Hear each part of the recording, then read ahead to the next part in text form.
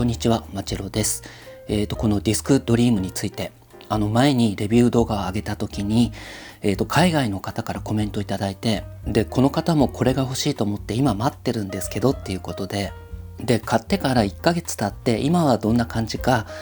もう一度レビューをしてほしいということだったので、それにお答えしてみたいと思います。もう買ってから2ヶ月経つんですけどね。普段はこんな感じに、机の上の棚のところに置いてるんですけど、デザインがいいからいつも見るたびにいい買い物したなってね、この存在感がねたまんないですよね。で、時々ベランダとかにねこんな感じに持ってきて、コーヒーでも飲みながら1枚のアルバムをじっくり聴くっていう、そういうことをやってます。これがねほんと最近の癒しになってます。で、2ヶ月使ってみて感じたことなんですけど、そんなにね買った時と印象は変わってないんですが、まずハード面については、この蓋の可動部分ね、結構使ってるんですけど、ここがね緩くなったりするっていうこともないし、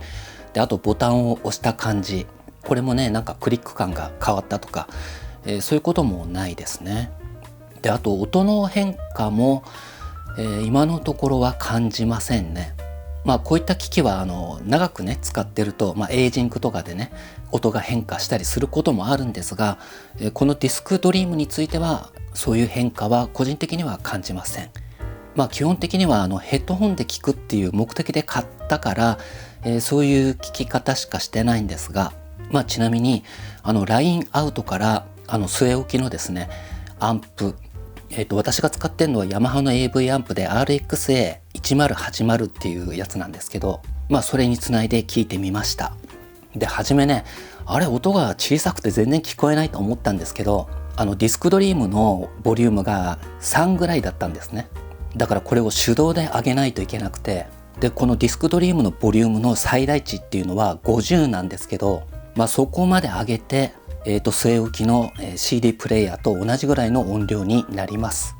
光接続した CD プレイヤーとこのラインアウトから出したディスクドリームの音を比べると、ディスクドリームの方はまろやかなチューニングをしているっていうこともあって、ちょっとねキレがいまいちな感じが、しなくもないんですが、この音に関しては、それぞれの感性もあるだろうし、あとはどのアンプにつなぐか、どのスピーカーをつなぐかとか、つなぐ機器によってもねまた違うから、ここは好みの、範疇だと思います。で、注意事項としてはですね、このラインアウト、さっきも言ったように自分でね音量を上げ下げしなきゃいけないから、アンプにつないで結構ボリュームを上げて聞いた後にヘッドホンで聞く場合にボリュームをガッと落としておかないとヘッドホンから爆音が流れて死ぬから、ここはね注意してください。あと USB ダックなんですけど、パソコンにつないでパソコンの音をこのディスクドリームから聞くっていうやつなんですけど、これねハイターモードにならないんですよね。パソコンにつないだ時にドライバーのインストールとかもなかったし、だから Windows のミキサーを通った音が、このディスクドリームから出てるのかなとか思ったり、自分のねやり方が悪いのかもしれないですけど、そんな感じで、普段はねこういった USB ダックとか、あとはラインアウトからスピーカーにつないで、聞くってことはほとんどしないから、個人的にはどうでもいいって言えばどうでもいいんですけど、なんかねちょっと中途半端な気がするから、そういうのは取っ払って、純粋にねポータブル CD プレイヤーとして、使いやすさを追求した感じになってくれればいいかなって思うんですけど、で未だにここがちょっとなと思うのはね、やっぱりねヘッドホンで聞く時のボリュームですね。アッテネーターがないとねやっぱりきついです。前のレビュー動画の時にヘッドホンだとボリューム3ぐらいでちょうどいいって言ったんですけど、その時のね体調によっては1でもね、ちょっと大きいかなって思う時もあるから、だからねどういう設計でねこういう風になっちゃったのかよくわかんないんですけど、ここはね改善してほしいポイントですね。次に出すんだったらアッテネーター兼リモコン付属にしてほしいかな。そうするとヘッドホンもね差しやすくなって、だいたいヘッドホンってストレートプラグだから、このアッテネーターのね L 字みたいになってると横に飛び出さなくて、持ち運びする時もね、便利だと思います。であとオートパワーオフ機能が欲しいところですかね。よくね CD 聞いた後切り忘れるんですよね、電源をね。後ろの方にあるし、ディスプレイもちっちゃいからなんか気づかないでそのままオンにしといてね、改善してほしい点はこんなところですかね。でこのディスクドリームはですね、使った感じ、このサイズとあと操作ボタンの位置、ヘッドホンジャックの位置を考えると、昔の CD ウォークマンみたいに積極的に外に持って行ってこう歩きながらね、聞くっていうタイプじゃないと思いますね。外に持って行ったとしても、例えばカフェに持って行って着席してで机に置いて聞くとかね。個人的にはねこれすごく買ってよかったと思ってます。やっぱりねこのアナログっぽいまろやかな音質、これがねこの機種独特な音だし、あとさっきも言いましたけどこのデザインがね物としてのこう存在感がすごくあって、で近くに置いてね目に入るたびになんかいいなってね、すごく思うし、であとこういうプレイヤーでね CD を聴くってなるとCD の棚のとこに行ってね、今日はどれを聴こうかなとかね悩むんですね。この悩む時間がねまた楽しくて、でこの CD の棚の前にね、結構長時間いるんですよね。老眼でよく字がね見えないからっていうのもあるんですけど、で CD をねちょっとこう取り出しては、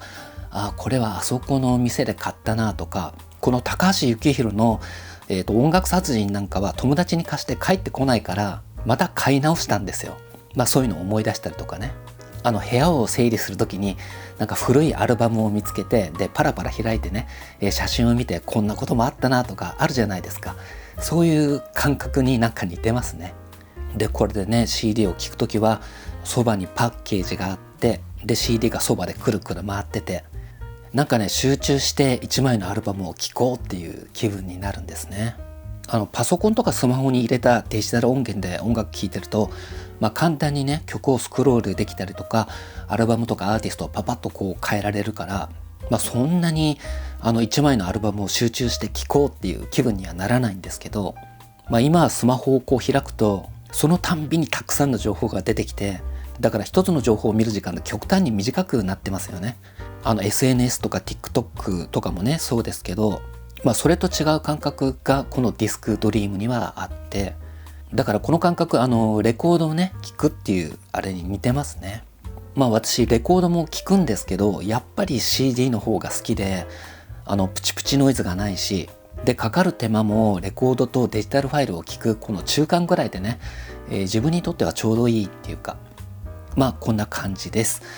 セカンドロットがねあるといいんですけど、ないにしてもきっとこういう細かい不具合っていうかね、使いづらい点を修正した新しい、パート2みたいのがね出ると思うので、そういうのが出るまで好きな CD を買いためて、待ちましょう。もうちょっとしたらね日本でフィーオから高音質で、デザインにも凝ったポータブルカセットプレイヤーがね、出るから、そういう流れがあるからね、きっとディスクドリームの、進化版っていうかね、新しいのも出ると思います。はい、ということでディスクドリームを2ヶ月間使ってみた感想でした。では